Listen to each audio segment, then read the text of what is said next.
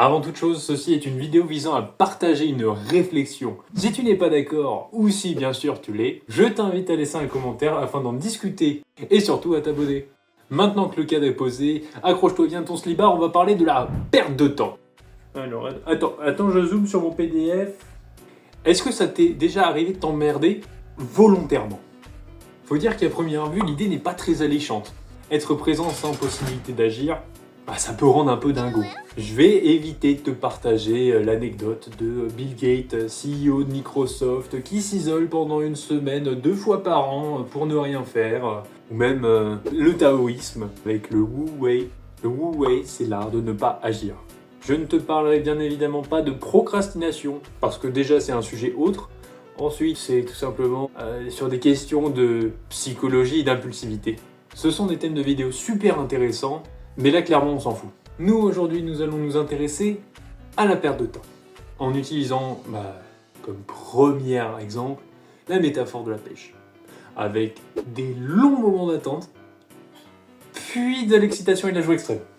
Avant toute chose, la perte de temps, qu'est-ce que c'est? La perte de temps, c'est avant tout une action ou non-action d'un point de vue subjectif qui serait considérée comme pas utile au développement sociétal. La perte de temps, le mot perte, sera petit à petit reconsidéré au fil de la vidéo. De plus en plus de gens, de par le contexte dans lequel ils se développent, prennent du recul pour apprendre à ne rien faire. Se déconnecter, prendre soin de soi, ça a du bon, mais on finit invraisemblablement par retourner vers ce qui nous procure cette prise de recul, le travail et la vie quotidienne. Pourquoi est-ce qu'on a tendance à regarder des daily life hacks ou tout simplement des vidéos qui nous veulent du bien? Quelle question con.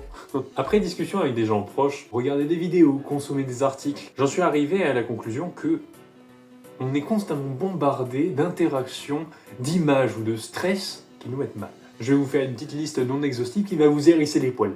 Regarde, je te parle de la guerre, du gouvernement qui saute en France, du réchauffement climatique ou même de Kenji Girac. De par ces faits, les gens cherchent du mieux qu'ils peuvent à trouver une nouvelle source de bonheur. La vie n'est pas toute grise, je sais, c'est une extrapolation. Chad, au secours! Pouvons-nous donc nous pencher sur ce qui en est selon moi l'acteur principal, l'abondance. Ce mot fourre-tout regroupe en son sein la surproduction, que ce soit images, news, nourriture, objets, qui amènent à la surconsommation. Ce qui finit par créer une demande jour et nuit de produits disponibles 24 heures sur 24, 7 jours sur 7. Si ce sujet-là t'intéresse, je te recommande le livre, bien évidemment, de Jonathan Crary, 24 heures sur 24, 7 jours sur 7, le capitalisme à l'assaut du sommeil. À ce point-là de la vidéo, tu dois être en train de te dire « Qu'est-ce qu'il est en train de me raconter, ce bouffon ?» Ne t'en fais pas, jeune padawan. Gandalf va bientôt transformer l'Horcrux en essai transformé. Tout simplement, le contexte que je viens de te donner sont les bases nécessaires à la compréhension de la réflexion que je t'apporte. Selon moi, il y a deux pertes de temps. Une axée sur le ressenti, avec le fait de prendre conscience de ce qui t'entoure, donc être spectateur de ton environnement, et voir les points agréables de celui-ci. Tout cela dans le but d'orienter ton regard autrement et de développer ton imaginaire. La deuxième perte est souvent mêlée à une dépense énergivore. Elle aurait pour intérêt de jouer avec ce que tu as de plus cher. Ton temps. C'est logique. Calme-toi en fait. Je sais que c'est logique, mais je fais ce que je veux, c'est ma vidéo. La perte de temps passive. Celle-ci, comme on a pu le voir précédemment, est quelque chose doucement popularisé par les médias et les réseaux sociaux. Tu pars de ce postulat-là, tu ajoutes une pointe de bouddhisme, une pointe de taoïsme, et tu finis par obtenir le sel de ce qui fait cette perte, en l'occurrence la prise de conscience de ce qui t'entoure. Que ce soit dans la nature, avec de beaux paysages, dans le tram, dans le métro, dans le bus, la pluie qui ruisselle sur ton corps, ou tout simplement l'odeur de ton paix. Tes sens, s'ils sont stimulés, peuvent faire apparaître quelque chose jusque-là invisible, car considéré comme acquis. L'ouïe, l'odorat, la vue, le toucher et le goût, si utilisés consciemment, peuvent te permettre d'apprécier des détails de ta vie quotidienne. On va faire une expérience. Pendant 10 secondes, tu vas te concentrer sur un seul sens. Tout cela afin de te permettre de voir sous un nouveau jour l'environnement dans lequel tu es.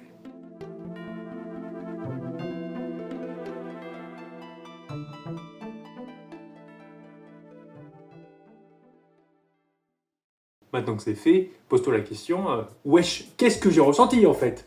Chaque détail de ton instant lorsque tu es alerte peut devenir une source de bonheur potentiel si tu redéfinis tes critères de bonheur. Et c'est selon moi toute l'essence de la tendance qu'on cherche à t'inculquer sans réellement te l'expliquer. Perdre du temps exprès t'amènera forcément à revoir à la baisse tes critères de bonheur. Quand tu peux marcher pour aller quelque part, ne prends pas le métro. Si tu peux appliquer ces points en vagabondant dans la rue, forcément t'auras tout gagné. Que tu vois le soleil dans ta journée, que tu caresses un animal ou même que tu prennes un verre avec un pote, c'est avant tout apprécier les choses simples. La perte de temps dépensière. Bon, ce premier point de dev perso, on connaît. C'est bon, on peut mettre de côté, mais si je te dis qu'on peut aller encore plus loin, si on part du postulat que la phrase « le temps, c'est de l'argent » est la devise qui régit notre société, que devons-nous comprendre? Que le temps équivaut à un bonheur potentiel et qu'il mettrait la main en sûreté? Oui. Pour ça, je te conseille de regarder le film Time Out avec Justin Timberlake de Andrew Niccol. Bon, qu'on se le dise, c'est un film un peu daubé du cul. Mais il aborde un super sujet. Le film prend pour idée que toute la richesse dont tu disposes n'est pas matérielle, mais immatérielle. En l'occurrence, ton temps. Pour vivre, les gens dealent du temps. Donc plus tu es riche, plus tu peux flirter avec la jeunesse éternelle, ou plus tu es pauvre et plus ta vie sera courte. Le principe de temps comme valeur nouvelle me permet tout simplement d'introduire le point clé de ce partage, la liberté, par la disposition de celui-ci. Comme beaucoup de gens dans le monde, nous sommes régis par un système qui tourne en boucle. Métro, boulot, dodo. Dans cette démarche, beaucoup de personnes sont dépendantes de ce système car nécessaire à leur survie. Tandis que d'autres seraient plus en droit de se dire qu'avoir de l'argent, c'est cool. C'est pourquoi si l'on se place d'un point de vue sociétal, tout investissement qui ne vise pas à son développement n'est qu'une perte. Donc, si du jour au lendemain, tu décides de sortir un petit peu de cette boucle infernale pour t'investir de plus en plus dans des projets qui te font vibrer, est-ce que l'investissement de ton temps à la base précieux pour gagner de l'argent et survivre ne te permettrait pas plutôt de t'épanouir? Attention, hein, je dis pas qu'il faut tout plaquer pour vivre d'amour et d'eau fraîche. Pouvoir prendre son temps et l'investir où on le souhaite, c'est facteur de liberté. C'est tout. Pour pousser la chose dans mon domaine, en l'occurrence je suis aux Beaux-Arts, je me suis posé cette question et j'ai commencé à créer des performances visant à dépenser ce temps et de l'énergie de manière inutile. Mais ça c'est une vision un peu chez père, hein. On peut aussi l'appliquer à une vision plus business. Tu peux très bien investir ton temps pour développer une marque, faire du woofing, apprendre une compétence. En résultante, tu développeras une nouvelle disposition d'esprit, tu créeras des souvenirs et tu seras capable de hiérarchiser des projets dans lesquels tu vas investir ton temps. Mais bon, sur ce dernier point, je te fais un petit peu d'auto-promo. Je te conseille d'aller voir les vidéos de Mathieu, qui en parle mieux que moi. En conclusion, si tu dois retenir quelques points importants de cette vidéo, je te conseillerais de redéfinir tes critères de bonheur à la baisse pour apprécier ce qui t'entoure. Perds ton temps pour regarder ton environnement. Cherche à stimuler ses sens. Fourre-toi bien dans le crâne que le temps est une des choses les plus précieuses dont tu disposes, que développer des activités annexes te servira toujours, et que Kenji Girac donne de l'anxiété à une bonne partie de la population. Voilà, c'était un petit partage de conseils et de réflexions qui peuvent être discutés et ou contredits. Chacun et chacune vit pour ce qui le fait vibrer et à la recherche de ce qui le fait vibrer. Vous savez, on vit tous en fonction de ses valeurs et de ses principes. Hein. N'hésite pas à me dire en commentaire si tu chies littéralement à l'arrêt de ce concept, s'il t'a aidé, ou tout simplement si tu as une autre réflexion à partager, parce que ça me ferait extrêmement plaisir de lire ce que tu as en tête. Abonne-toi, parce que voir Mathieu quand même avec sa super barbe, ça donne des frissons. Et en parlant de frissons, pousser mémé dans les orties n'est pas une expression à reproduire chez vous. Allez, la bise!